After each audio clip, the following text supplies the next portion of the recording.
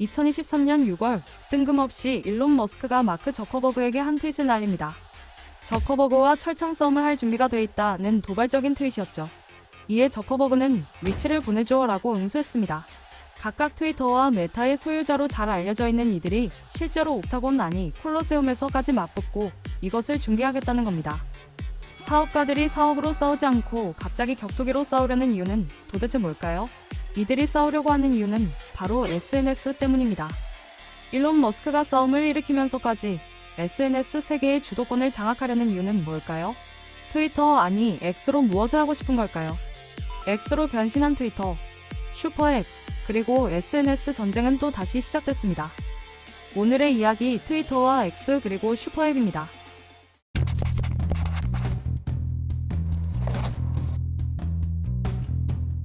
지난 2022년 7월 일론 머스크가 트위터를 인수했다는 소식이 전해졌습니다.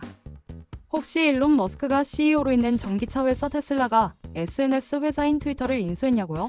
아니요.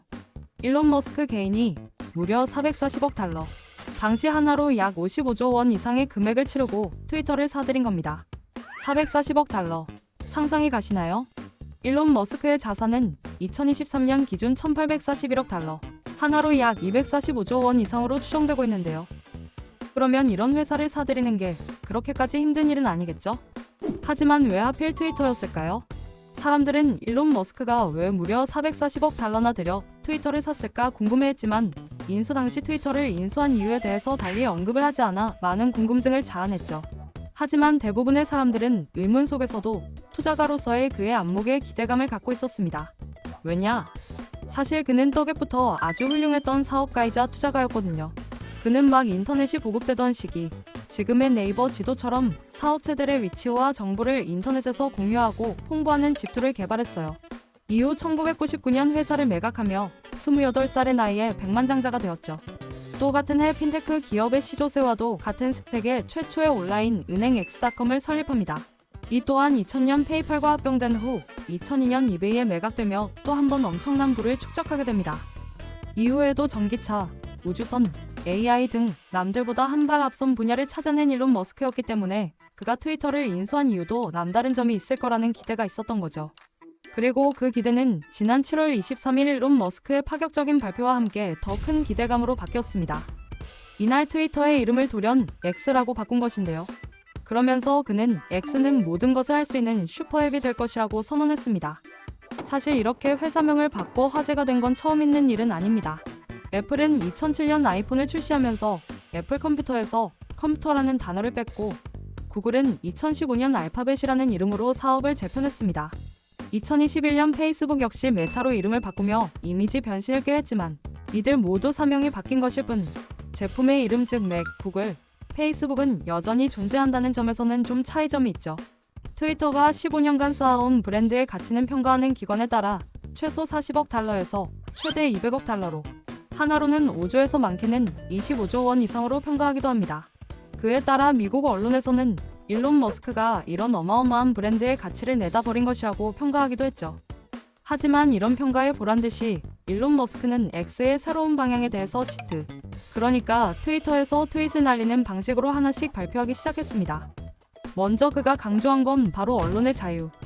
기존 알파벳 280자의 제한을 없애고 보다 포괄적인 커뮤니케이션이 가능한 앱으로의 변화를 예고했죠. 장문 메시지는 물론 긴 동영상과 스트리밍 서비스까지 예고하며 다양한 가능성을 가진 앱으로서 거듭날 것임을 시사했습니다.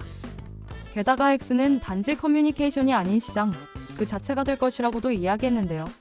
쇼핑, 음식 주문, 택시 호출 등 생활 속에서 사용될 많은 서비스를 담게 될 것을 시사하기도 했습니다.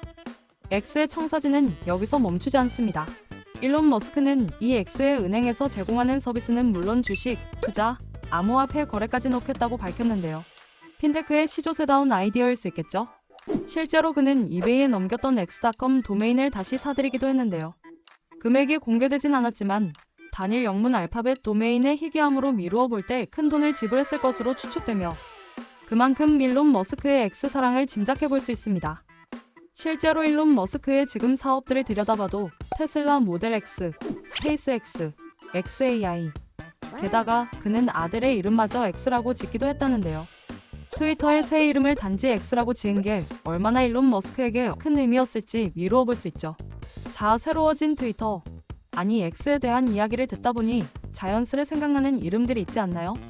바로 한국의 카카오와 중국의 위챗이죠. 이들은 현존하는 앱들 중 그야말로 손에 꼽히는 슈퍼앱이라고 할 수 있습니다. 슈퍼앱이란 앱을 떠나지 않고도 그 안에서 다양한 기능들을 활용할 수 있는 앱을 뜻하는데, 커뮤니케이션, 소셜미디어 공유 기능은 물론 쇼핑, 다양한 예약과 교통, 그리고 금융 서비스까지 생활 속에 필요한 다양한 것들을 수행하게 하죠. 중국의 텐센트가 운영하고 있는 위챗은 이용자가 13억 명 이상으로 위챗 아이디가 주민번호 역할을 한다고 할 수 있을 정도의 영향력을 갖고 있다고 하니 명실상부 슈퍼앱이라고 할 수 있겠죠. 또 약 5천만 명의 이용자를 가지고 있는 카카오톡을 운영하는 카카오 또한 지난 8월 3일 컨퍼런스 콜에서 지금의 카카오톡에 더 많은 기능을 모은 슈퍼앱을 만들겠다고 발표하기도 했습니다. 과연 X는 카카오와 위챗을 뛰어넘는 세계 시장에서 사용될 강력한 슈퍼앱이 될 수 있을까요? 시장의 변화에 맞춰 발전해온 위챗과 카카오톡과 비교한다면 X는 아직 가야 할 길이 먼 듯 보입니다. 하지만 일론 머스크는 이 세상에 X의 세계를 구현하겠다며 포부를 밝혔는데요. 그가 그동안 걸어온 행보, 그리고 지금도 계속되고 있는 새로운 도전들을 생각해본다면 X 역시 새로운 그 어떤 것이 되지 않을까 기대해봅니다.